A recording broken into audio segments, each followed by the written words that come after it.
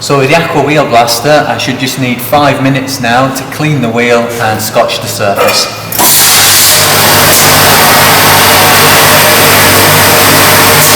So at the moment, the wheel is being cleaned with a slurry made up of water and aluminium oxide grade 60. And that is both cleaning the wheel and giving it that lovely etched surface. Having finished blasting, we're now using the inbuilt rinse nozzle to rinse the wheel down.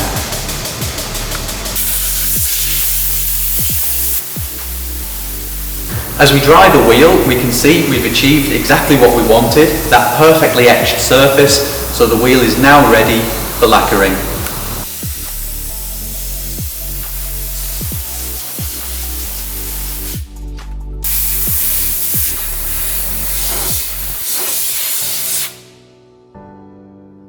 So now we've got a brilliant consistent key, much better than I could have done by hand.